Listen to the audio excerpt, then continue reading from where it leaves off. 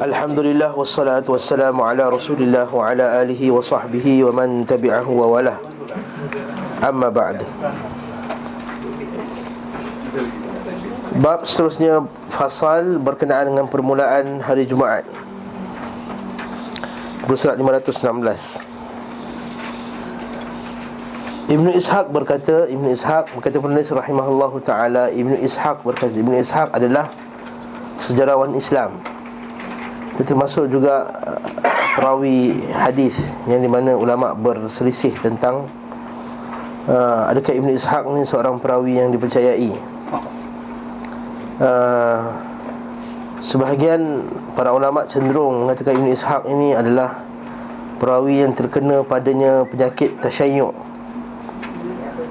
Penyakit tasyayyuq, bukan nyanyuk.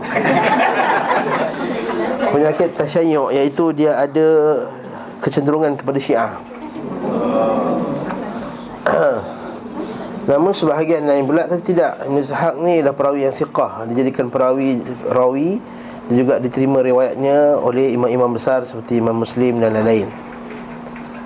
Warrajih, pendapat yang kuat masalah ni adalah tak syak lagi Ibn Ishaq adalah perawi yang diterima dan dipercayai. Namun nukilannya terhadap kisah-kisah yang Syiah itu adalah sekadar kita kata dia sebagai penukil. Dia sebagai orang yang menukilkan cerita sahaja, dan tak semestinya dia itu sebagai seorang yang Syiah. Contohnya, saya menukilkan kisah-kisah Syiah dalam buku saya, sebagai sejarawan.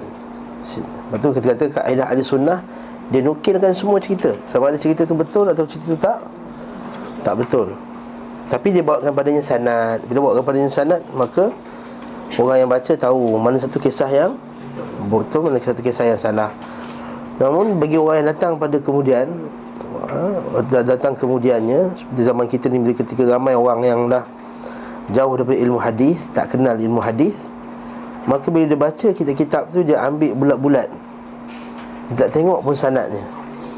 Maka dia bawalah kisah-kisah yang menunjukkan bahawa Ali, Fatimah dan lain-lain tu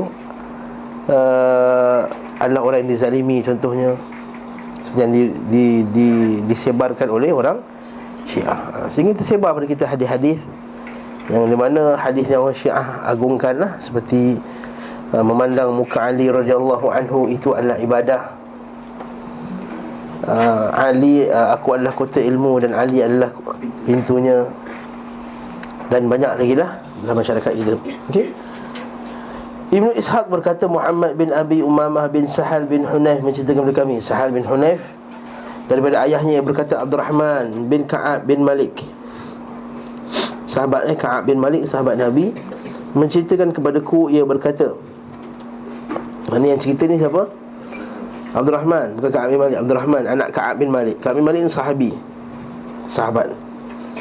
Dekat aku adalah penuntun ayahku ketika ia buta. Maksudnya bapak dia dah buta, dialah yang bawa bapak dia pergi masjid dan berjalan. Apabila aku keluar membawanya menuju Jumaat, lalu mendengar azan untuk solat Jumaat, lalu mendengar azan, maka beliau pun memohon ampun untuk Abu Umamah As'ad bin Zurarah. Nama sahabat tu nama dia siapa? As'ad bin Zurarah. Abu Umamah kunyah dia. Mana setiap kali dengar azan, Ka'ab bin Malik ni akan memohon doa untuk As'ad bin Zurarah. Dia pun mengerjakan demikian beberapa saat. Beberapa saat tu kan saat, kita ni saat, maksudnya beberapa masa dia pun berdoa. Aku berkata, sungguh ini adalah kelemahan. Mengapa aku tidak bertanya kepadanya tentang ini? Kelemahan apa ni? Kelemahan pada diri dia lah, pada Abdurrahman tadi. Dia kata, aku ni setiap kali dengar azan Jumaat, aku dengar ayah aku doa. Apa sebab aku tak tanya? Yang tu lah, itu kelemahan aku lah, tak tanya. Macam datang azan taklim banyak kali lah, tak tanya-tanya kat soalan tu. Datang je lupa soalan. Contohnya lah, itu dia WhatsApp Ustaz. Soalan pula sampai panjang lebar, berjela-jela, minta mohon komen. Ustaz tak larat nak komen. Panjang sangat. Sungguh ini adalah kelemahan. Mengapa aku tidak bertanya tentang ini? Aku pun membawanya keluar sebagaimana biasanya ketika mendengar azan.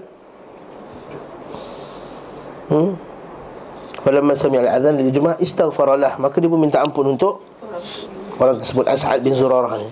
Faqultu ya abatah, wahai bapakku, kana As'adu awwala man jamma'a bina bil Madinah qabla maqdami Rasulillah sallallahu alaihi wasallam. Dia kata, ara'aita istighfaraka li As'ad bin Zurarah. Aku tengok engkau ni bahasa kita lah, aku, ayahku, aku melihat engkau, itu anta bahasa Arab lah, tidak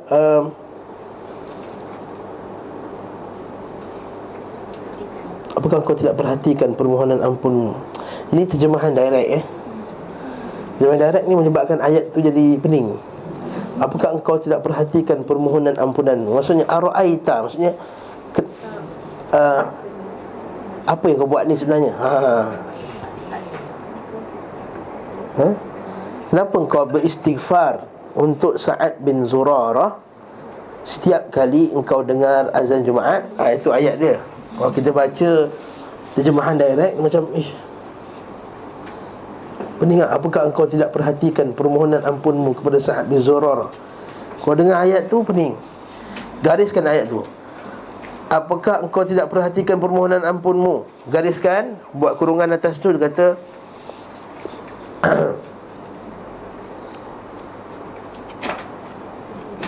kenapa engkau memohon ampun? Itu je. Kenapa engkau memohon ampun kepada Sa'ad bin Zurarah setiap kali engkau mendengar azan Jumaat? Itu baru betul. Itu makna. Kalau terjemahannya kepada As'ad bin Zurarah, bolehlah untuk Sa'ad bin Zurarah. Untuk lagi bagi betul kan, mohon ampun kepada macam mohon ampun kepada Allah kan. Okey, khalas. Untuk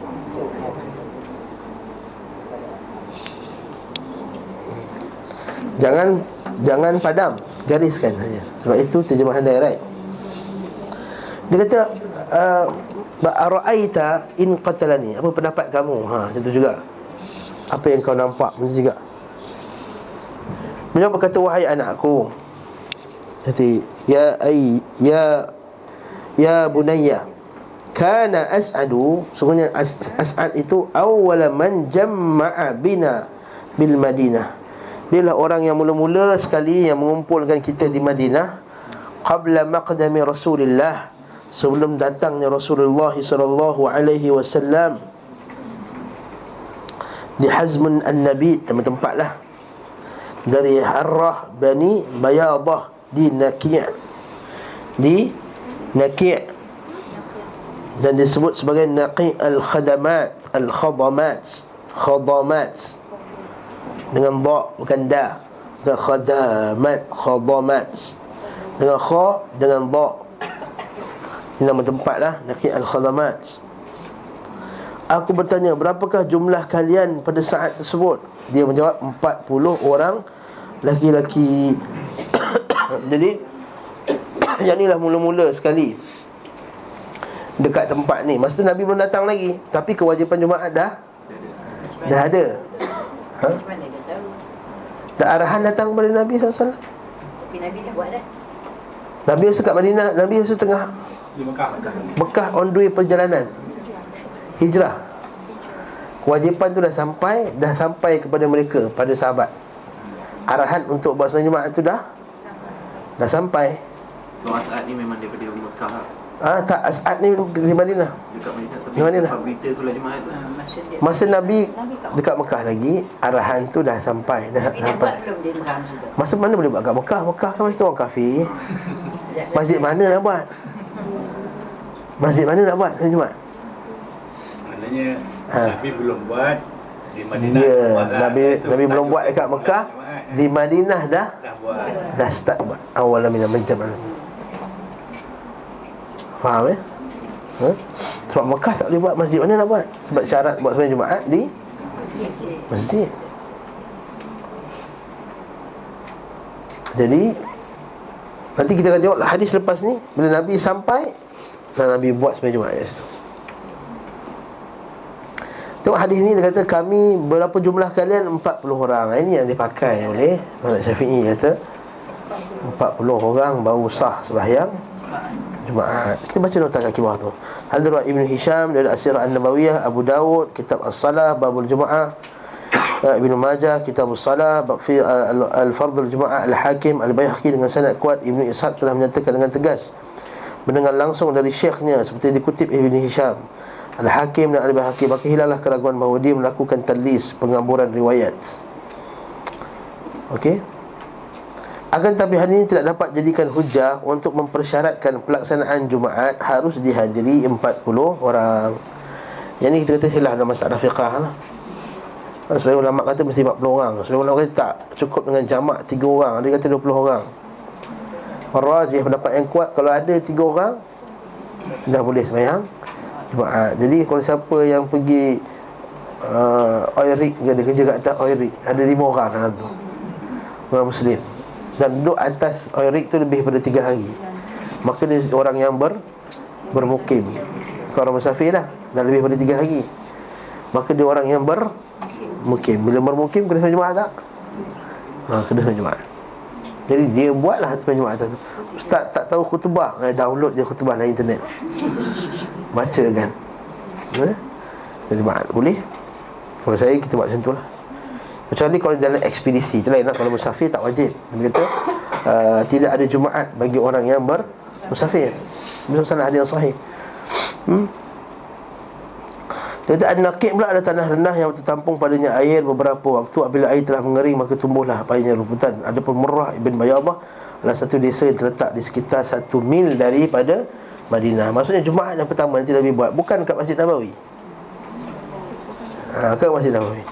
Kita baca sebelah pula. Al-Baihaqi berkata, adapun Muhammad bin Ishaq bila menyebutkan telah mendengar dari perawi, dan perawi itu adalah thiqah, terpercaya, maka sanadnya adalah baik. Dengan demikian hadis ini adalah hadis sahih sanadnya, hasan sahih sanadnya. Sekian kata beliau rahimahullah. Aku Ibn Qayyim mengatakan, ini awal pelaksanaan Jumaat. Kemudian Rasulullah SAW datang ke Madinah dan tinggal di Quba beberapa pada Bani Amr bin Auf. Ini kampung lagi lah. Sebenarnya kata oleh Ibn Ishaq, hari Isnin, hari Selasa, hari Rabu dan hari Khamis. Beliau pun membangun masjid mereka. Maksudnya masjid yang pertama dibina bukan Masjid Nabawi, Quba dulu. Okey. Mereka kemudian beliau SAW keluar hari Jumaat dan didapati waktu Jumaat pada Bani Salim bin Auf. Kemudian dah buat masjid Quba tu, Nabi jalan lagi pergi pula ke kampung Bani Salim bin Auf. Nabi buat sembahyang Jumaat kat situ. Baik, beliau mengerjakan Jumaat di masjid yang terdapat di lubuk lembah, iaitulah Jumaat pertama yang beliau SAW kerjakan di Madinah. Kejadian tersebut berlangsung sebelum pembangunan masjid beliau SAW. Maksudnya sembahyang Jumaat pertama bukan kat Masjid Nabawi. Berarti kalau kita pergi Madinah, kita ziarah tu, kadang-kadang kalau mutawif tergaji ni ceritalah, ni lah tempat yang masjid pertama Jumaat dilakukan, apa kat perkampungan As'ad bin Zurarah apa semua. Kalau mutawif tergaji lah. Tapi kebanyakan tak cerita. Ibn Ishaq berkata, adapun khutbah pertama yang disampaikan oleh Rasulullah SAW, sebagaimana yang disampaikan kepada kami dari Abu Salamah bin Abdul Rahman, aku berlindung kepada Allah untuk mengatakan apa yang beliau tidak katakan. Okay? Bahawa beliau SAW berdiri di antara mereka berkhutbah. Beliau memuji Allah, menyanjungnya. Sebab kita khutbah dia mesti mulakan dengan memuji Allah. Alhamdulillah. Nabi kata kullu khutbatin la yubda bihamdillah. Setiap khutbah tidak dimulakan dengan memuji Allah, bersana'u alaih, dan memujinya, maka khutbah itu adalah khutbah yang sia-sia. Okay? Khutbah yang sia-sia. Jadi khutbah mesti ada hamdalah. Betul kalau tengok ustaz, dia start dengan alhamdulillah wassalatu wassalamu ala rasulillah. Kemudian bersabda, amma ba'd, wahai manusia. Dia sarap dia. Bahasa Arab pun sedap.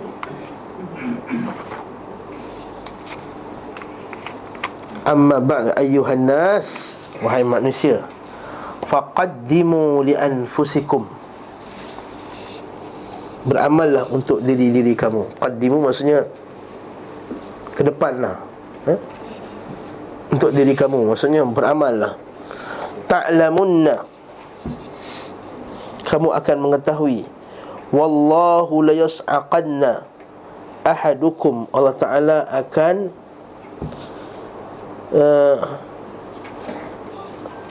kamu semua ni akan terkejut. Sa'iqah ni apa? Terkejut apa benda ni? Terkejut hari kiamat lah. Sebab tu saya sebut pada kuliah lepas, As-sa'aq, As-sa'qah, Sad, Ain, Qaf, Ta. Kalau kita buka Al-Quran dan surah Az-Zumar tu, fasa'iqa man fis samawati wal ard. Sebelum Quran buka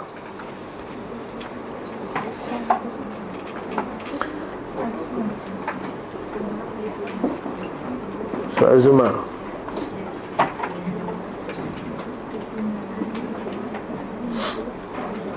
Fasa'iqa.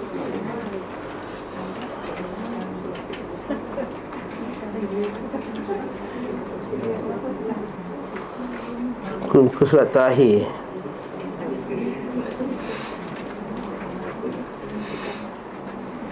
Ayat 68 lah. Ayat 68 surah Az-Zumar.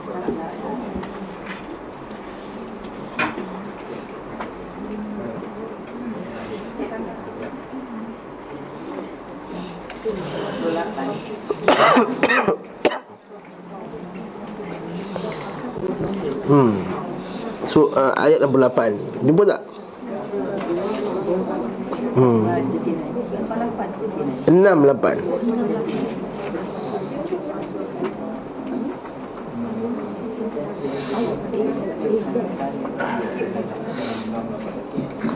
Surah Zumar, surah 39.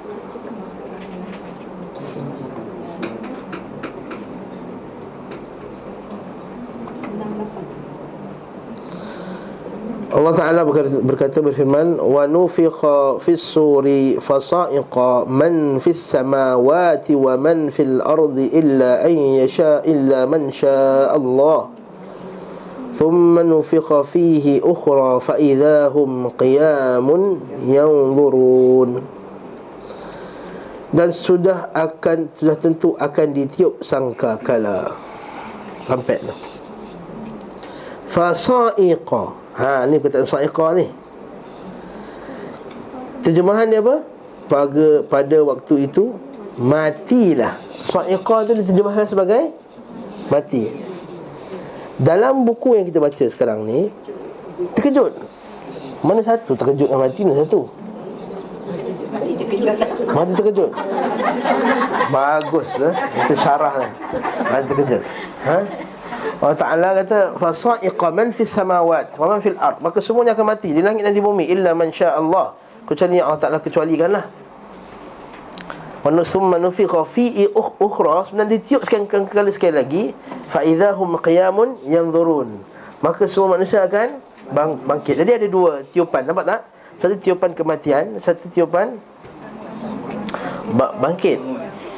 Tapi cuba baca yang kita hadis sekarang ni. Dia kata fasa'iq la yus'aqanna ahadukum, kamu semua akan terkejut. Kenapa jadi? Thumma la yada'anna ghanamahu, kemudian dia akan meninggalkan kambing-kambingnya, laisa laha ra', tanpa ada pengembala. Sebab apa? Terkejut, takut hari kiamat. Sebab itulah sebagian para ulama, Syekh Abdul Aziz Ar-Rajihi, bila dia syarahkan kitab Al-Ibanah Ibn Battah, sebagian ulama dia kata ada 3 tiupan sebenarnya. Satu tiupan pertama, tiupan terkejut. Tapi tak mati Tak mati, semua terkejut. Dan terkejut dalam ketakutan apa semua. Itu yang bila matahari terbit daripada barat, tiupan pertama tu semua terkejut. Dia terkejut semua, dah kelam kabut dah. Dah takut sangat. Sebab tu dia meninggalkan kambingnya. Itu dalam hadis Nabi SAW.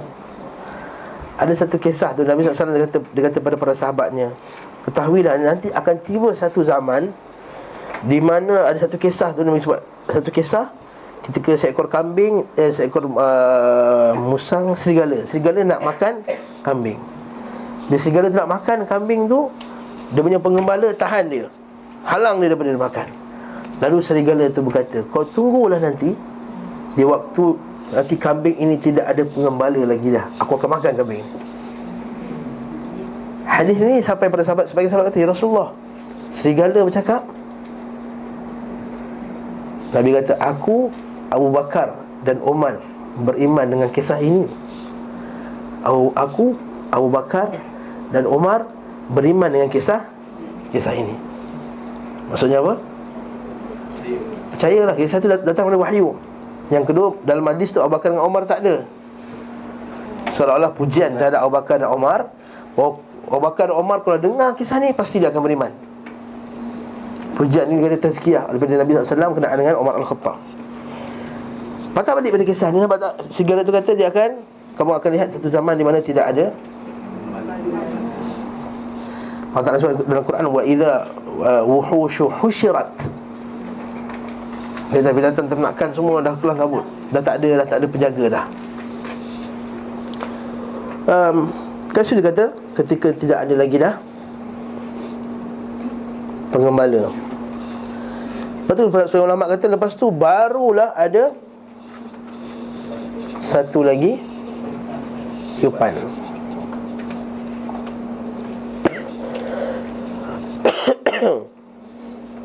Satu lagi tiupan. Boleh juga difahami dengan terkejutnya apa dia? Terkejutnya adalah kematian. Kematian dia terkejut. Bila mati, siapa nak jaga kambing? Tak ada siapa jaga lagi dah. Sebab itulah kalau kita buka Al-Quran,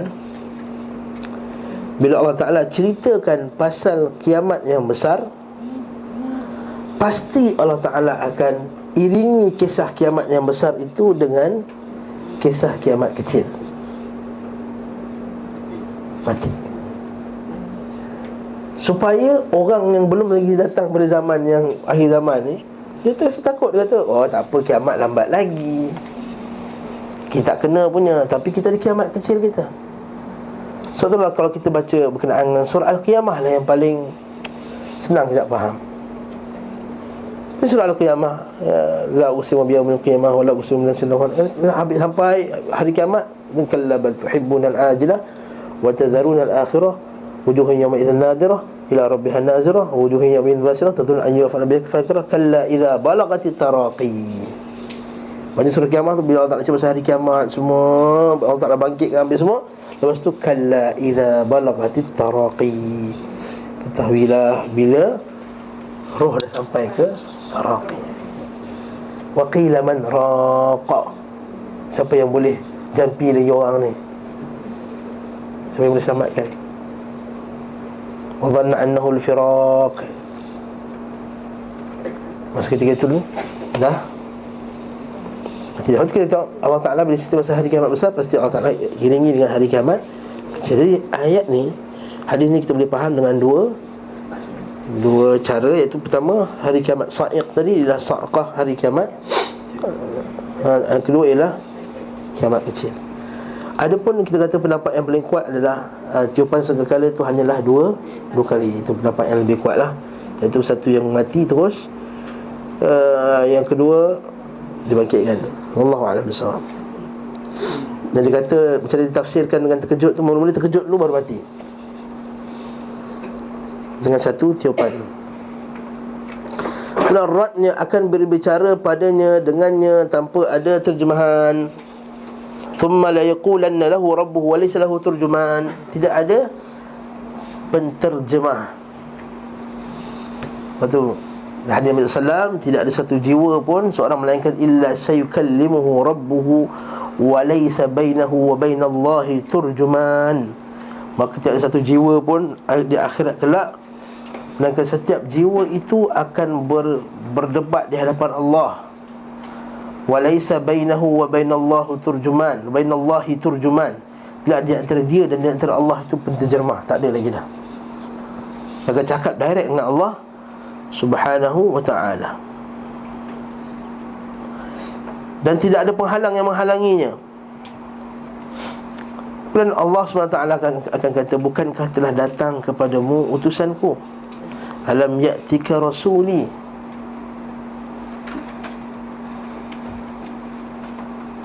Kalau kita buka surah Az-Zumar tadi,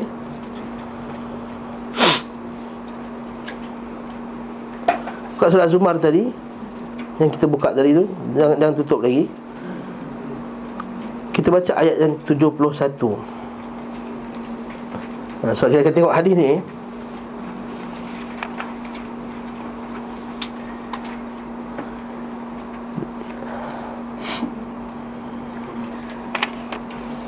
Okay, ayat 71 Allah Ta'ala kata, wasiqal ladzina kafaru ila jahannama zumara hatta idza ja'uha futihat abwabuha wa qala lahum khazanatuha alam ya'tikum rusulun minkum yatluna 'alaykum ayati rabbikum wa yunzirunakum liqa'a yawmikum hadha qalu bala walakin haqqat kalimatul 'adzabi 'alal kafirin. Orang kafir akan dihalau ke neraka jahanam dengan berpasukan-pasukan. Surah Zumar, berpuak-puak. Hatta idza ja'uha, bila sampai kepada mereka neraka, dibukakan pintunya, futihat abwabuha wa qala lahum khazanatuha, berkatalah penjaga neraka tadi, alam ya'tikum rusulun minkum, rasul di kalangan kamu, yatluna 'alaikum ayati rabbikum. Takkan datang kepada kamu rasul yang membacakan kepada kamu ayat-ayat rasul kamu. Jadi kita kata kisah ni tepatlah dengan Quran, kan? Bukankah telah datang kepadamu utusanku, dia menyampaikan kepadamu, aku telah memberimu harta dan memberikan kurnia kepadamu. Itu adalah hadis yang sahih. Dia kata, wahai anak Adam, bukankah aku telah menghidupkan kau, aku dah menyebabkan kau hidup dalam dunia, ya taraksa wa yarba', hadis tu, berjalan, makan minum, dapat berkahwin, dapat lagi anak-anak semua. Kenapa kamu tidak mahu beriman kepadaku? Maka apakah telah engkau lakukan untuk dirimu? Dia melihat ke kiri dan ke kanan, ke kanan dan ke kirinya, namun tidak melihat sesuatu. Kemudian ia melihat ke depannya, namun tidak melihat melainkan neraka Jahannam. Maka barang siapa yang mampu untuk melindungi wajahnya, wajahnya bukan lindung wajah saja, lindung badan sekali lah. Betul, kenapa disebut wajah? Sebab wajah tu yang first kali akan yang nampak, yang akan terkena kepanasan. Bila panas, kita panas kat muka dulu. Bila panas, kita kipas kat muka, kita kipas kat badan. Betul tak? Kipas kat muka tak? Panas. Dia tak kata kipas kat sini ke kanan ke, tak. Lepas tu kita wajah. Tak nak pakai wajah. Ini wajahnya dari neraka, meski dengan sebelah kurma, walau bisyaqqin tamarah. Biasa dengar tak hadis ni? Bila bulan Ramadannya, bawa hadis ni keluar. Sebab ada kurma, ittaqun nar walau bisyiqqin tamarah, lindungilah diri kamu daripada neraka walaupun dengan sepotong kurma. Masa itulah kurma banyak. Bila habis Ramadan, tak ada kurma dah. Hadis ni bukan maksudnya kena bagi kurma. Hadis tak mesti maksudnya kena bagi kurma. Ialah Ramadan, ialah afdal yang buka puasa dengan kurma. Tapi hadis ni bukan maksudnya kena bagi kurma. Maksudnya kamu ni kalau tak ada benda, kurma je kamu ada. Sebab zaman Nabi, kurma tu lah yang paling basic sekali orang makan. Maksudnya kalau kamu ni ada benda yang paling basic kamu ada, kurma je, sedekahlah walaupun dengan sebelah kurma tadi. Ini kalau rumah ada kereta, ada van, ada TV banyak, 4 TV ada, bilik tidur 1, ruang tamu 1, dapur 1. Yang saya masak nak tengok TV juga, tengah boring kan. Macam-macam ada. Maksudnya kena bukan separuh kurma lah, terlebih pada separuh kurma. Maksudnya kena bagi ittaqun nar walau bisyiqqin tamarah. Barang siapa yang tidak mendapatkannya, maka dengan kalimah yang baik. Maka siapa yang tak ada walaupun sebelah kurma, maka dia beramal dengan mengucapkan kata-kata yang baik. Maksudnya macam mana? Jadi kalau kita dah tak ada duit nak sedekah, sedekah ialah dengan tak buat jahat tu sedekah. Dan kita tahan lidah kita daripada cakap benda tak baik, itu adalah sedekah. Bukankah dalam hadis sahih Muslim, Nabi SAW, dalam hadis riwayat Abu Dzar Al-Ghifari, Abu Dzar pernah tanya Nabi, "Ya Rasulullah, ayyul amali afdal?" Apakah amal yang paling afdal sekali? Nabi kata, "Al-imanu billah wal jihadu fi sabilih."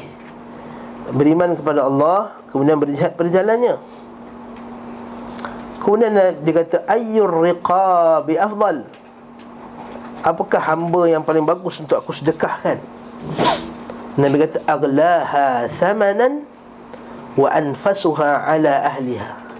Iaitu orang yang paling, hamba yang paling mahal harganya dan yang paling disukai oleh ahli keluarga tersebut, paling berkualiti. Kan dia nak sedekah, kan nak bebaskan hamba. Hamba mana yang paling patut aku bebaskan? Bebaskan hamba yang paling bagus sekali.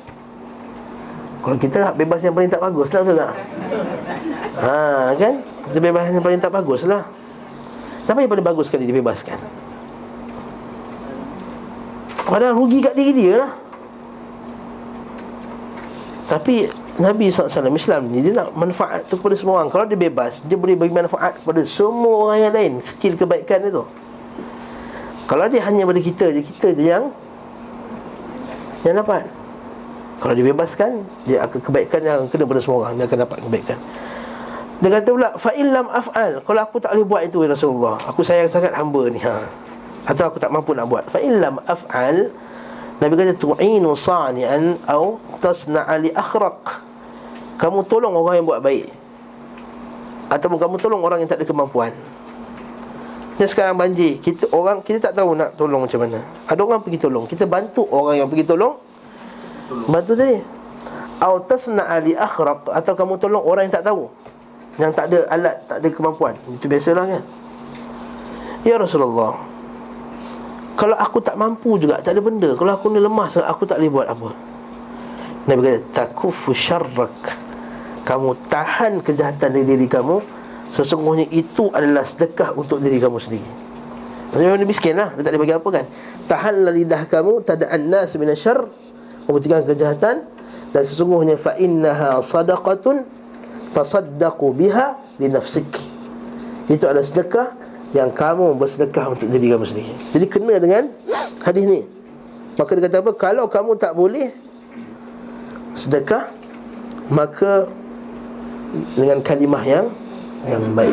Sebab tu Allah Ta'ala kata, "Qaulun ma'rufun khairun min sadaqatin yatba'uha adha." Kata yang baik itu lagi bagus daripada sedekah yang kamu ikuti dengan kata-kata yang tak, kan? Qaulun ma'ruf, kata-kata yang baik itu lagi bagus daripada kamu bersedekah dengan diiringi dengan kata-kata yang tak elok lah. Ma'ruf kan? Kalau ni asyik datang je, contohnya, tiap tahun muka dia ni, tiap tahun muka dia ni, datang minta. Contoh, asyik muka engkau, tak ada orang lain yang minta. Ini sadaqatin min sadaqatin yatba'uha adha. Sungguhnya dengan dibalas kebaikan dengan 10 kali ganda. Yes. Hadis Nabi SAW, hadis Sahih Muslim, setiap amalan anak Adam itu akan dibangkit, akan digandakan antara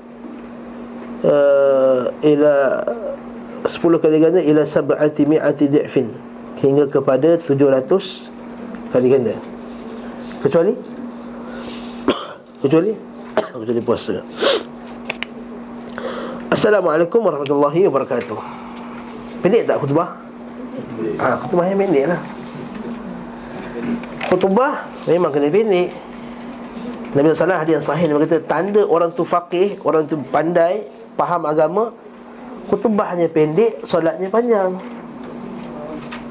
Sebab orang yang pandai, dia boleh susun ayat yang pendek, kemudian boleh sampai dia punya point. Dia bukan berjela-jela, tapi apa benda dia cakap ni, sembang banyak.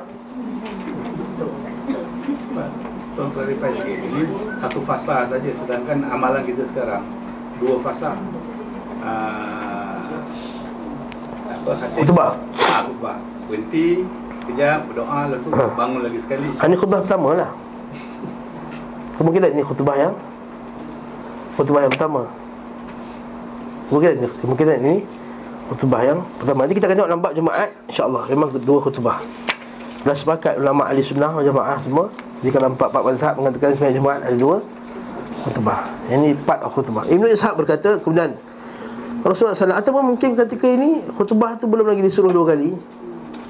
Kemungkinan wallahu a'lam. Rasulullah SAW berkhutbah pada kali yang lainnya, saya berkata segala puji bagi Allah, aku memujinya.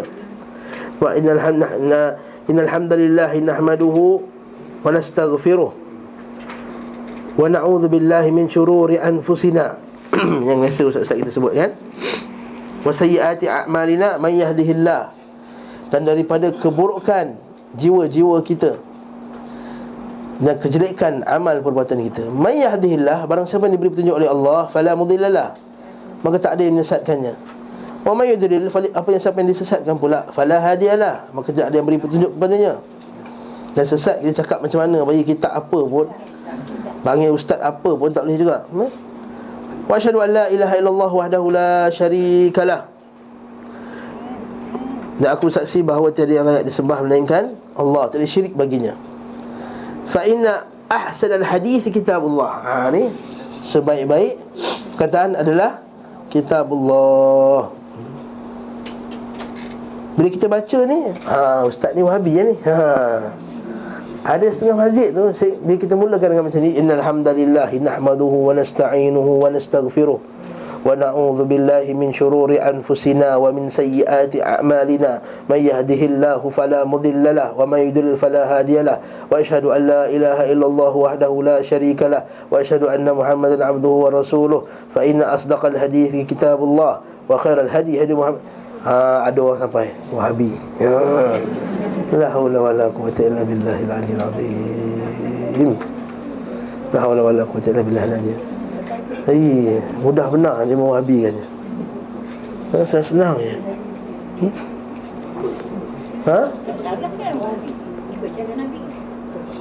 Terpulanglah. Telah beruntung orang yang dihiasi Allah dengan kitabnya dalam hatinya, dimasukkan ke dalam Islam setelah kekafiran.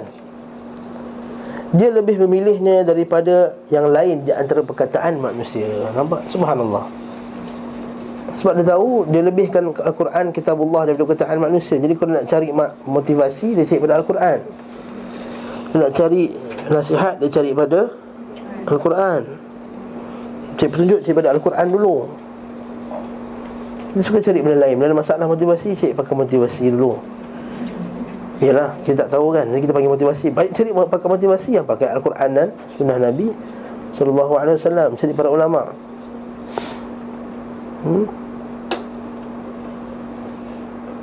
Dan dia pilih perkataan Allah daripada perkataan manusia, didepankan. Dia bukan maksudnya bila bertembung perkataan Allah dengan perkataan manusia, dia lebihkan perkataan manusia. Sungguh ia adalah sebaik-baik perkataan dan paling sempurna. Cintailah apa yang dicintai Allah. Ini akidah Nabi, akidah Nabi sallallahu alaihi wasallam dan akidah para sahabat, iaitu cintai apa yang dicintai oleh Allah.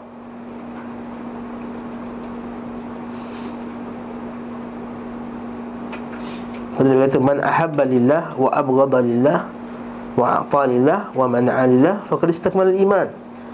Siapa yang cinta kerana Allah, benci kerana Allah, memberi kerana Allah, menahan kerana Allah, maka dia telah menyempurnakan keimanannya. Itu min muqtadayatil iman billah. Di antara tuntutan kita beriman kepada Allah Subhanahu wa taala ialah kita kena cinta apa yang Allah Taala cinta dan benci apa yang Allah Taala benci. Allah Taala kata dalam Quran, walakin habbaballahu ilaikumul iman. Allah Ta'ala menghabbaba ilaikumul iman. Allah Ta'ala memberikan kecintaan iman kepada diri kamu.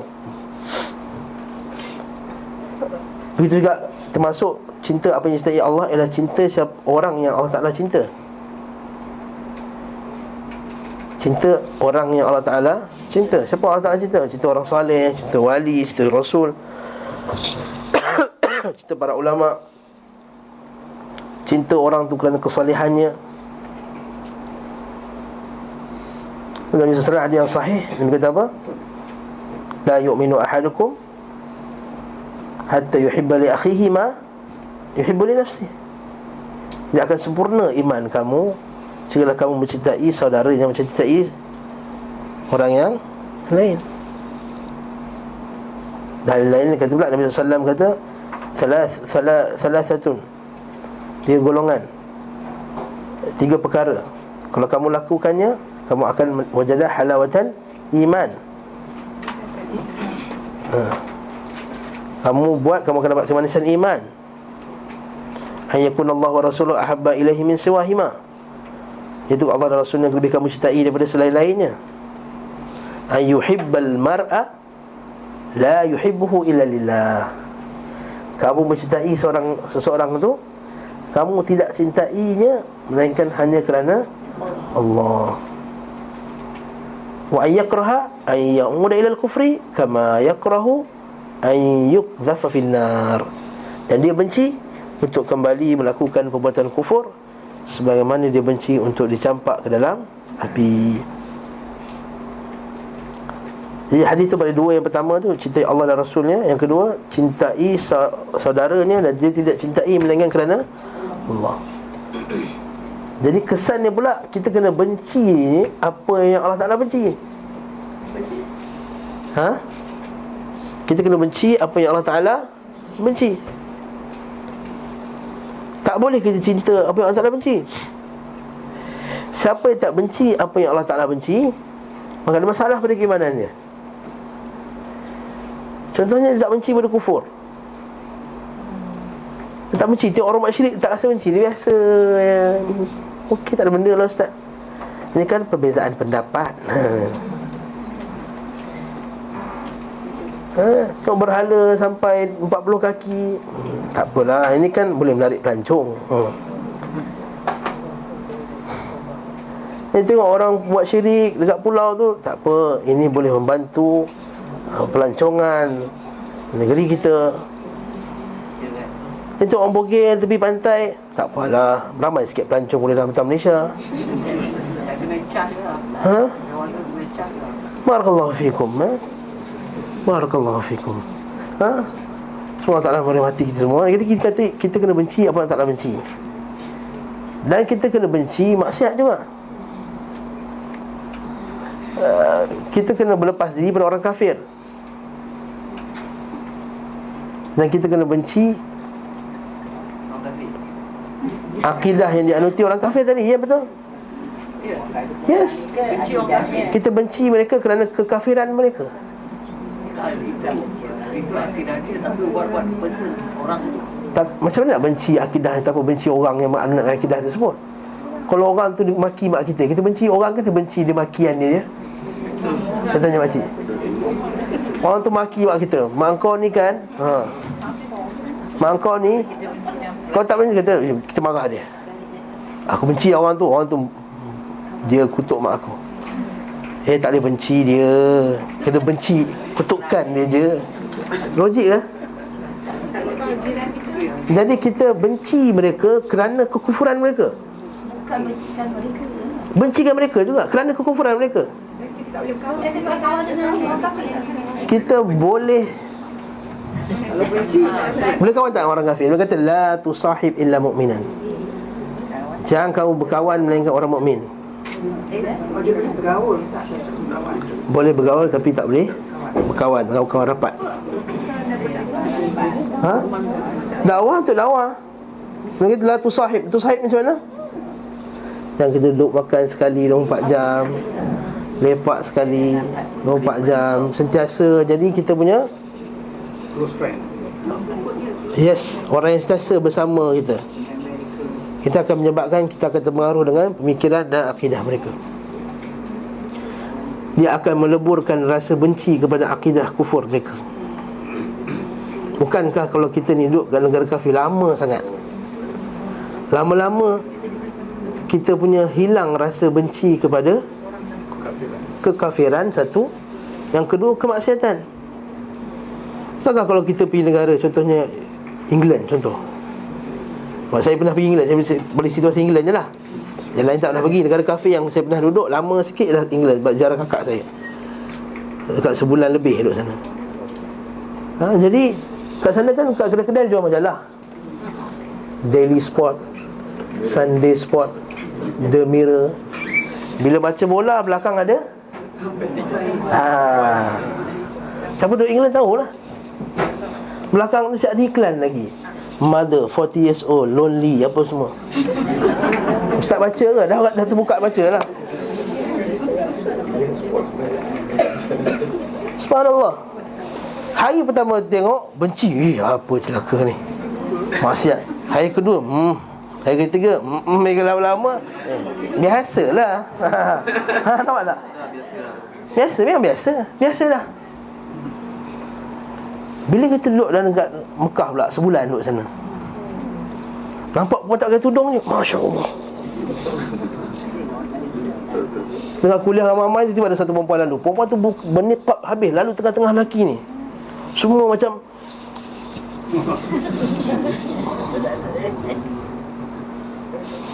keluarkan. Sampai airport kat Doha je dah dah hilang dah benda tersebut. Bila kita selalu bersama dengan suasana kufur, suasana syirik, dia akan meleburkan rasa benci, rasa tak suka kepada syirik, kepada kufur, kepada maksiat dan kepada akhlak yang buruk. Maka kalau kita selalu bercampur mereka minum arak depan kita pun dah tak rasa benda lah, dah rasa biasa ni. Biasalah kita, dia minum arak sebelah kita, duduk satu meja ni, dia minum arak sebelah kita, kita duduk sebelah dia.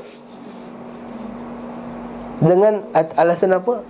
Alasan kita toleransi apa semua. Dah tak rasa orang sedang mengkufuri Allah Subhanahu Wa Taala. Rasa maksiat. Sebab tu kita kata, la tusahib illa mu'min. Tak boleh jadi kawan baik.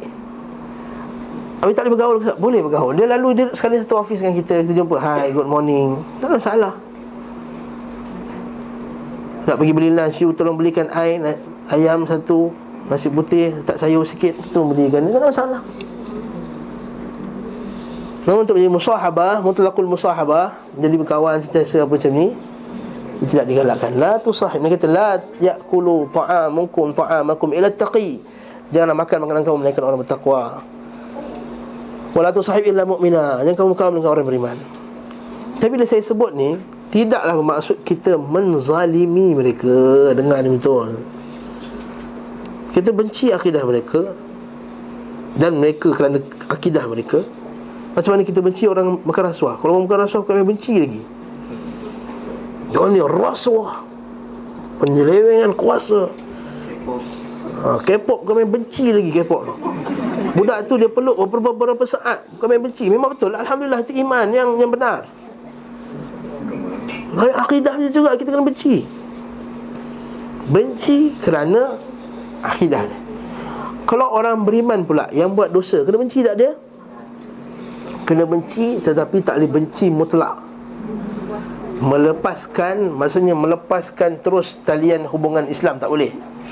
Tak boleh macam orang kafir tadi. Orang kafir lagi kita kena melepas. Ada pun orang yang beriman kepada Allah SWT, dia bermaksiat, kita benci dia kerana kemaksiatan dia, dan kita cinta dia kerana keimanannya. Kata para ulama kita, kita cinta dia kerana keimanan dia dan benci dia kerana, maksudnya bercampur padanya cinta dan benci. Marah-marah sayang, campur sekali. Bercampur padanya cinta dan benci. Kalau nampak orang beriman ahli maksiat, kita bercampur padanya cinta dan benci. Jangan benci habis-habis. Sebab tu dalam masalah ni kita kena terangkan pada orang zaman sekarang, politik kuat sangat. Tak boleh benci parti lawan tu macam kita benci orang kafir, tak boleh. Dan tak boleh juga cinta orang yang buat maksiat macam kita cinta orang beriman. Ini masalah setengah orang pula yang melampau pula mempertahankan geng depa. Dia buat maksiat macam mana pun, kita tak ada rasa perasaan benci. Kalau tak ada perasaan benci pada maksiat, boleh merosakkan keimanan juga. Kerana Allah Ta'ala, Rasulnya menyuruh kita membenci. Innallaha la yuhibbul fasiqin, wallahu la yuhibbul mufsidin. Allah Ta'ala tak cinta orang yang mufsid, orang yang buat kerosakan. Lepas tu kita faham masalah ni dengan betul-betul. Ini masalah akidah. Cintailah Allah dari setiap hati kamu. Jangan kamu bosan terhadap perkataan Allah. Ni susah juga ni ya. Dan mengingatnya. Jangan bosan menghafal Quran walaupun umur kita dah tua. Jangan bosan, betul. Jangan bosan untuk hafal Quran. Ada sebagian ulama pada hari dia nak meninggal tu, dia sempat hafal hadis lagi. Dia sempat hafal hadis. Kalau ikutkan apa faedah hafal hadis? Dia tak boleh ngajar dah lepas tu. Pada hari dia nak meninggal, dia menghafal hadis lagi. Dia cuba untuk hafal hadis. Bahkan Syekh Salih Utsaimin rahimahullah ta'ala, ketika dia dah pakai benda mesin ni lah, dia bersih boleh bagi lagi, boleh bagi tazkirah lagi, boleh mengajar lagi. Orang datang kat sebelah dia baca kitab yang dihuraikan dalam keadaan dia sedang pakai yang gas tu. Masya Allah, oksigen, subhanallah. Dan kita para ulama kita, jadi janganlah hati kamu merasa keras terhadapnya, rasa keras, tak nak membuka langsung ayat Allah. Sungguh dari setiap yang diciptakan Allah, dia memilih dan mengkhususkan. Ini kita bincang masalah sebelum ni kan. Allah Ta'ala pilih dan Allah Ta'ala khususkan pada siapa yang Allah Ta'ala kendaki. Pilihannya dari para hamba yang paling bagus dari perbicaraan. Dia memilih dan maksud Allah telah menamainya dengan yang terbaik daripada amalan. Ahsanul hadits kitabullah. Pilihannya dari para hamba yang paling bagus dari perbicaraan, itu Nabi Muhammad SAW. Dan dari setiap yang diberikan pada manusia berupa halal serta haram. Maksudnya apa yang Allah Ta'ala halalkan dan apa yang Allah Ta'ala haramkan, itulah yang terbaik untuk kita. Itu kita kena faham. Setiap apa yang Allah Ta'ala perintahkan, semuanya untuk maslahah manusia. Ini kita kena faham akidah kita. Sama ada kita memahami hikmahnya ataupun kita tak tahu hikmahnya. Saya ulang balik, apa yang Allah Ta'ala perintahkan, semuanya li maslahatin nas, semuanya untuk kebaikan manusia. Sama ada kita tahu hikmahnya atau kita tak tahu hikmahnya. Contohnya, ada yang bila kita tahu Allah Ta'ala haramkan arak, ini ma'ruf. Allah Ta'ala haramkan zina, ini ma'ruf. Allah Ta'ala haramkan riba, ini ma'ruf. Kita tahu hikmahnya. Namun ada benda yang Allah Ta'ala haramkan, kadang tak tahu hikmahnya. Apa contohnya? Apa contoh yang kita Allah Ta'ala haramkan atau Allah Ta'ala perintahkan, tak tahu hikmahnya. Apa sebab kena macam ni ya? Contoh ada ramai, ada 60 orang kelas ni. 60 contoh boleh? Khinzir. Khinzir. Sekarang baru tahu, dulu pada sahabat tak tahu. Lagi ribat dah tahu dah. Memang dia busuk kezaliman. Orang kafir pun nak lawan ribat dah sekarang. Yang against apa, Wall Street apa tu dekat Amerika tu kan. Lagi beza makan tangan dan kiri. Beza makan tangan dan kiri. Padahal pakai Lifebuoy dah, ada dua dah. Dah bersih dah, pakai Dettol, pakai apa semua dah. Tak ada kuman dah dua dah. Tapi tangan kanan, tangan kiri. Makan tangan kanan, tak ada makan tangan kiri. Lagi masuk tandas kaki kiri, keluar tandas kaki kanan. Apa bit? Apa besar sangat isu ni? Kencing tak boleh menghadap kiblat, tak boleh belakang kiblat. Lagi? Lagi? Itu galakan, ini tak diharamkan dan tak diwajibkan. Terus lagi? Tayamum dengan tanah. Betul? Lagi? Lagi. Saya nak banyak. Sepatah khuf. Okey, lagi. Bersentuhan laki perempuan. Satu lelaki perempuan. Ya, tak ada salah lelaki perempuan. Tapi itu makruf. Bila kena haram, dia kena karen. Yes. Suara itu tukar rakaatnya. Salat yang tidak yang ditukar rakaatnya. Dan seterusnya lah, banyak lagi. Ini maslahatin nas. Perempuan wanita berhijab macam ni. Ini maslahatin nas. Ada yang cuba berhujah, kata ustaz, tak kalau Allah Ta'ala jadikan rambut I cantik macam ni, I tak boleh tunjuk ke orang? Apa gunanya Allah Ta'ala cipta tapi tak boleh tunjuk? Tak tunjuk Allah Ta'ala cipta kemaluan, Allah Ta'ala tapi tak tunjuk ke orang kan? Kasar tu. Ayat tu kasar. Ya, orang kata Allah Ta'ala cipta rambut I cantik tak boleh tunjuk ke orang. Contoh Allah Ta'ala ciptakan tak tunjuk ke orang. La haula wala quwwata illa billah. Tapi dia tak tahu hikmahnya. Tapi sebenarnya siapa yang akalnya sarih, siapa yang akal, kata Ibn Taimiyah rahimahullah, siapa yang akalnya sarih, akalnya betul-betul sihat, betul dia akan nampak itu untuk kebaikan manusia. Itu banyak para ulama kita dia tulis kitab yang menyentuh apakah hikmah Allah Ta'ala jadikan. Macam Dr. Abdul Basit dia tulis satu buku kan, Keindahan Islam. Dia berdasarkan buku beberapa ulama yang ceritakan beberapa kecantikan dalam syarak yang mungkin kita tak nampak. Kenapa haji macam tu, kenapa dan seterusnya. Jadi kita faham ni, apa yang Allah, setiap yang diberikan kepada manusia berupa halal dan setiap dari yang diberikan kepada manusia berupa halal dan haram, Allah Ta'ala telah pilih, Allah Ta'ala khususkan. Kalau baju lah isteri kita dah pilihkan, kita katalah pilihan isteri kita tak bagus tak? Kecil hati dia, ataupun suami dia pilihkan, pergi jalan jauh-jauh ni baju I pilihkan khas untuk you. Walaupun hati dia tak suka, buruknya design tu tapi dah hati dia kata cantik, terima kasihlah, you ingat I juga. At least you ingat juga I pergi bercuti, pergi kerja. Itulah seikhlas-ikhlasnya. Betul. Walaupun tak suka, sebab tak nak kecilkan hati dia, kita kata suka, bagus tu. Ini encouragement ke? Tak, ini la haula wala quwwata illa billah. Ini bukan benda tak apa. Betul. Betul. Betul. Sahih, betul. Ha? Apa dia?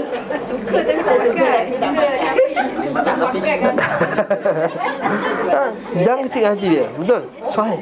Ha? Itu tak bohong. Itu tak bohong. Itu bukan bohong. Itu bohong yang dibenarkan.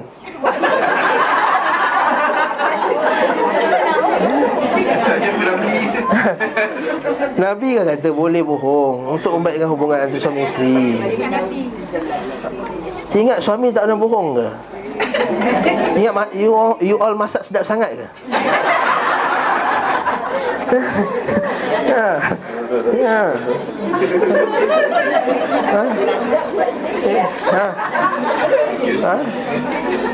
Kalau kepada isteri kita, I hari ni nak masakkan special untuk you jangan makan luar tau. Kita masak dah, belilah ikan, perempuan masak. Sekali bila kita makan tu memang tak sedap. Takkan nak kata saya tak nak menipu, memang tak sedap masakan you. Pun terasa. La haula wala quwwata illa billah. Nak kata macam tu? Tak boleh. Boleh nampak ni boleh. Kebenaran dia nyata yang sebenar lah. Nak nyatakan bukan dengan cara ini tak sedap, nyatakan dengan cara yang lain. Ada tak tengok Nabi yang begitu? Ada. Nabi kata ma'aban nabiyyu sallallahu alaihi wasallam ta'aman qatta in ishtahahu akalahu wa in karihahu tarakah. Nabi tak pernah mengaibkan makanan. Kalau dia suka dia makan, kalau tak suka dia makan sikit, ataupun tak apa nak ni sangat. Jadi isteri fahamlah. Dia tak kata tak sedap, kurang. Tak sedap. Atau buat ayat lain, sedap betul, pedas kena, masam kena. Tapi kalau you tambah sikit lagi mantap. Cara banyak cara nak buat benda ni. Hargailah dia dah masak setiap dan semua benda lah, bukan benda masakannya. Hatta dalam, minta maaf saya sebut hatta dalam hubungan badan sekalipun. Nanti cerita lain lah pula. Sampai situ ni. Jadi dia kata apa? Sembahlah Allah dan jangan mempersekutukannya dengan sesuatu. Bertakwalah kalian kepadanya dengan sebenar-benar takwa. Haqqa tuqatih, jujurlah kepada Allah. As-sidq. Ini bab jujur. Kata Nabi SAW, hadis yang sahih, hadis daripada hadis Abu Sufyan. Abu Sufyan ketika dipanggil oleh Heraklius, dia kata madza qala nabiyukum, madza qala Nabi Muhammad, madza qala Muhammad. Dia kata qultu qala qultu yaqul. Dia kata Allah Ta'ala, Nabi SAW kata an ya'budullah wa la yusyriku bihi syai'a, sebab Allah jangan syirikkan dengan sesuatu pun. Wa an yatruka ma yaqulu aba'ukum, dan meninggalkan apa yang dikatakan oleh mak datuk nenek kamu yang tak betul lah. Sebab tak Nabi suruh tinggalkan amalan datuk nenek. Tinggalkan amalan datuk nenek kamu yang tak betul, ma'ruf. Dan dia kata, dan wa ya'muruna bis salati was sidqi wal afafi wasilatur rahimi, dan dia menyuruh kami untuk mendirikan salat, wasidq, dan bersifat jujur. Kata Syekh Shalih Al-Utsaimin rahimahullah dan kita Riyadhus Shalihin, jujur ni ada dua jenis jujur. Jujur dengan Allah dan jujur dengan makhluk. Jujur dengan Allah maksudnya kita benarkan akidah kita kepada Allah SWT. Jujur dengan Allah maksudnya kita mengucapkan la ilaha illallah itu dengan sebenar-benar perkataan, bukannya berdusta. Inilah maksud daripada hadis Nabi SAW, man qala la ilaha illallah sadiqan min qalbi, siapa mengucapkan la ilaha illallah benar dari dalam hatinya, maka Allah Ta'ala masukkan dia ke dalam syurga. Benar, maksudnya benar dari segi akidah itu, maksudnya dia benar. Maksudnya kalau dia kata dia taat kepada Allah, dia taat kepada Allah. Kalau dia kata tiada Tuhan disembah melainkan Allah, tiada Tuhan disembah melainkan Allah. Bukan mulut dia kata tiada Tuhan disembah melainkan Allah, kemudian dia buat benda lain, dia buat perkara yang bertentangan dengan perkara tersebut. Dan jujur dengan manusia, ma'ruf. Jujur dengan manusia, jujurlah, tak ada menipu apa semua. Apa itu Ustaz? Bukan tadi bertentangan dengan Ustaz kata tadi. Tadi Ustaz kata kalau tak sedap jangan cakap, padahal Allah tak suruh jujur. Tapi macam mana? Jujurlah kepada Allah, dan sebaik-baik kamu nak ucaplah dengan mulut kamu. Ni kena ucapkan dengan mulut Ustaz. Ini jujur dengan Allah. Jujur dengan manusia, Allah Ta'ala bagi pengecualian tadi. Allah Ta'ala bagi pengecualian, ya, 3 benda yang kita boleh tak cakap macam yang betul. Tak cakap macam yang betul, menipu lah tu. Ketika perang, ketika bersama dengan suami isteri, dan suami isteri tu untuk mengamankan suami isteri, bukan menipu suami isteri.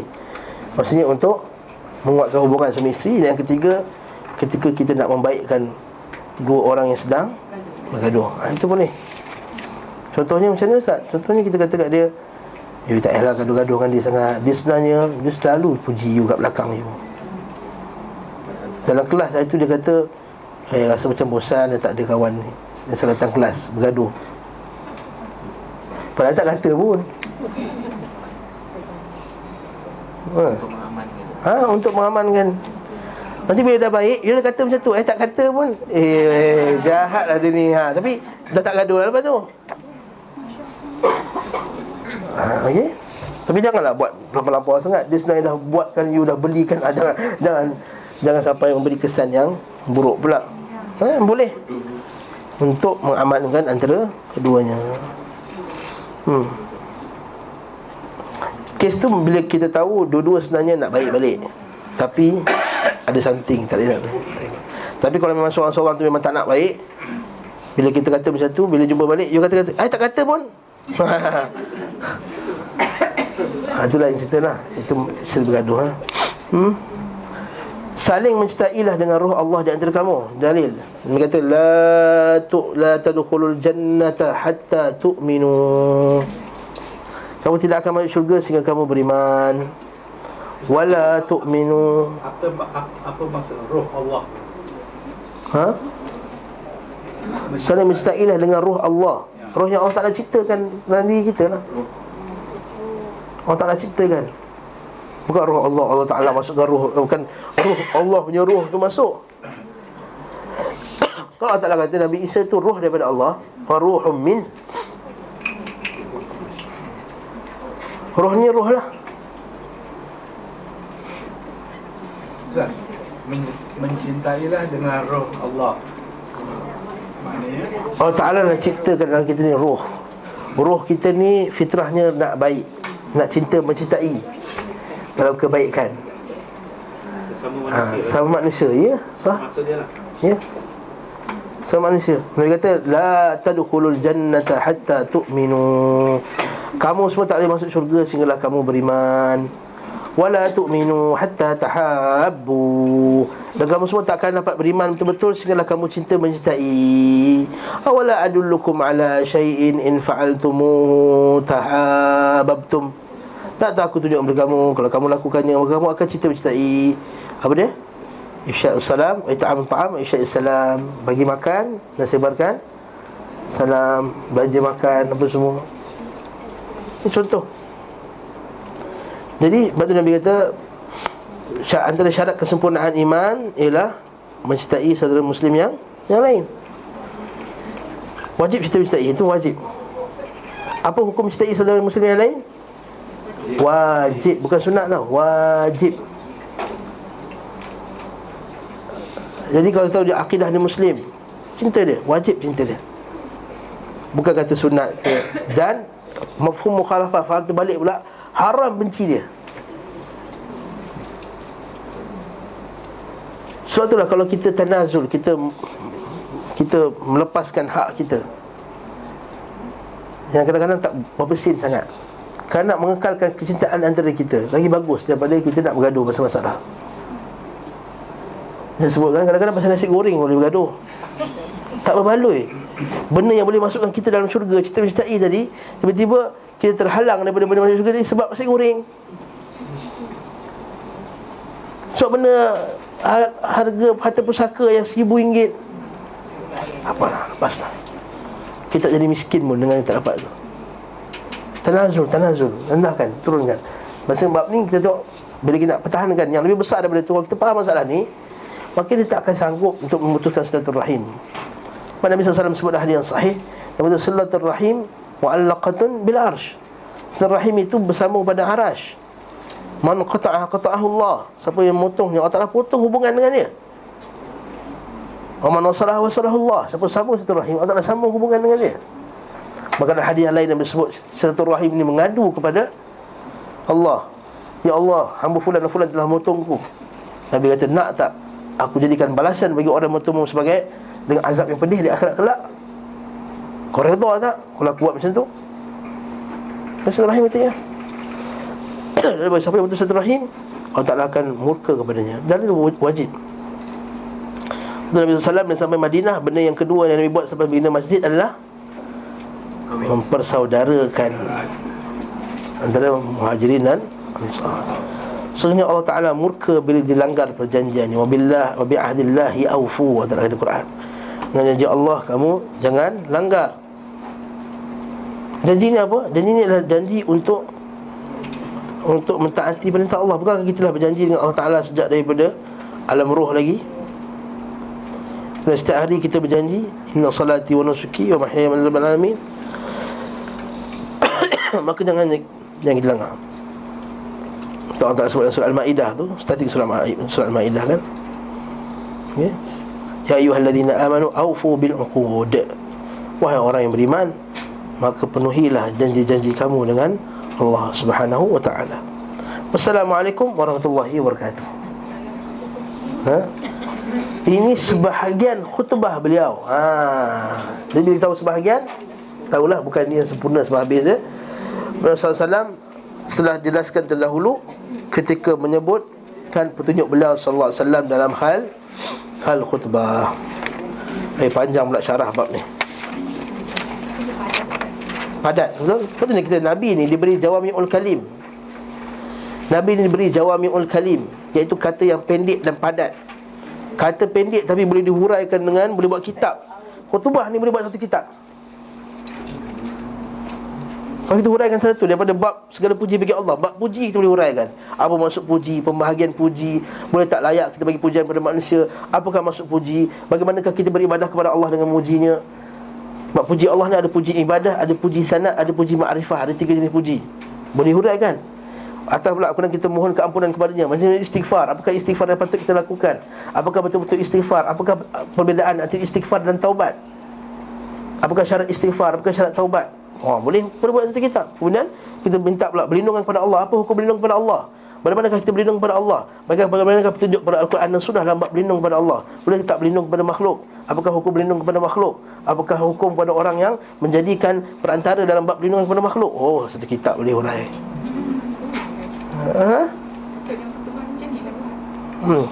Itu patutnya tu. Tu sampai kepada orang.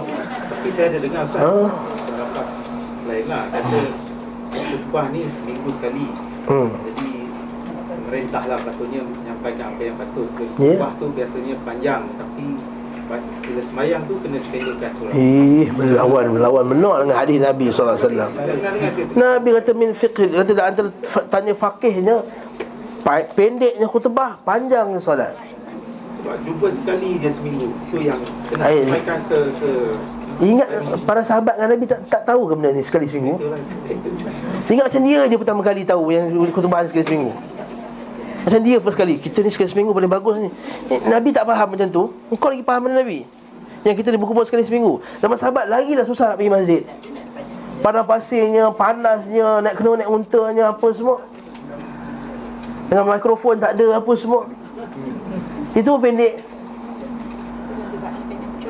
Sebab itu cerita lain lah. Cerita Jumaat lain kita dah uraikan sebelum ni. Sebab tu kita suruh pendekkan khutbah. Khutbah kena penuh dengan Quran dengan hadis. Bukan khutbah mengepek. Banyak cakap benda mengepek. Bagi figure dia Mengikut statistik pom. Orang tak tahu statistik. Orang hadis Nabi Quran dengan hadis. Boleh sekali-sekala boleh bagilah. Cerita buat umum je cakap. Dan tak menyentuh.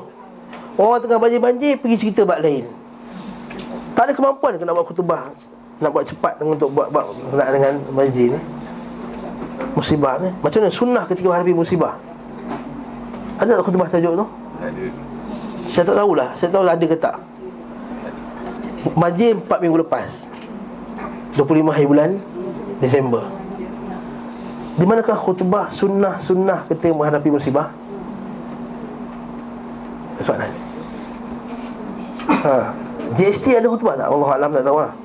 Tapi ini ada, patutnya sunnah. Dan lebih patutnya diberi kebebasan sedikit pada untuk imam tu untuk cerita masalah kampung dia pula. Tapi khutbah kedua sekarang ni kan diikut skema dia. Khutbah kedua dia start baca satu ayat, terus selawat, terus baca doa. Kata Syekh Salam Najib, dia kata ini bukan khutbah. Alhamdulillah, wassalatu wassalamu ala Rasulillah, ya ayyuhallazina amanu taqullaha haqqa tuqatih, Allahumma shalli ala Muhammad, Allahumma ighfir lil muslimina wal muslimat, al-mu'minin. Itu doa untuk si fulan dan si fulan, bukan yang panjang.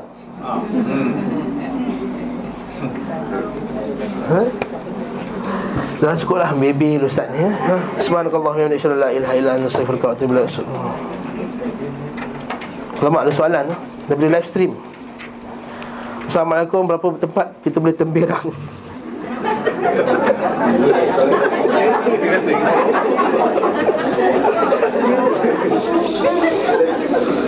Atau tipu sunat? Jawapan dia, hadis Nabi SAW tadi, kita boleh menipu pada 3 tempat. Satu, ketika peperangan.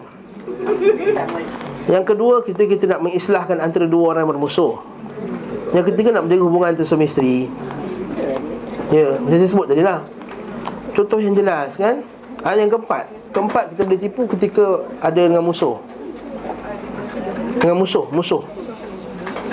Contohnya ada orang baik, kawan kita dikejar oleh perompak atau orang nak bunuh dia, menurut dalam kereta kita. Mana orang tadi? Tak boleh menipu ni, Nabi suruh kita kena jujur dalam kereta aku. Tapi Nabi tak menyerahkan orang mukmin pada musuh. Yes lah. Jadi juga kalau kita masa sebut dalam kuliah Selasa lepas, kalau kita terpaksa menipu untuk bertahan dengan akidah kita. Contohnya bos suruh, Ahad ni datang ni kita punya jamuan makan malam hari Christmas. Kita nak beli teki 3 biji, 3 ekor. Lepas tu kita beli wine terbaik daripada Perancis tahun 1898. Apa semua untuk kita minum arak apa semua. Tapi you tak minum tak apa, tapi you kena hadir tau. Sebab you kita punya partner. Kau tak pergi, nanti dia bagi alasan, saya sakit perut, anak saya masuk ward, bini saya tumpah darah. Tak apa, menipu apa macam mana pun. Tipulah apa cara pun untuk menjaga akidah.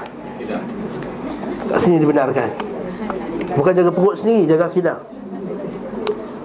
Kalau menipu, dia langgar lampu hijau, lampu merah, dia kata tak perasan tu tipu. Itu bukan menjaga daripada musuh. Itu bukan musuh, tu polis. Itu menipu.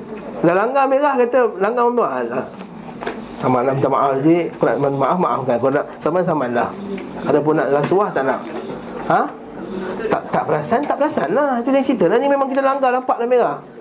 Jadi ada 4 tempat. Jadi apa? Pertama, perang. Kedua, mendamaikan antara dua orang yang bergaduh, Muslim yang bergaduh. Yang ketiga, suami isteri lah, isteri dengan suami dengan isteri ke, untuk menjaga hubungan, bukannya menipu. Dia buat benda maksiat, benda dia tipu, bukan. Kan? Dia dah pesan banyak kali dah, abang kalau lalu kat kedai tu beli benda tersebut.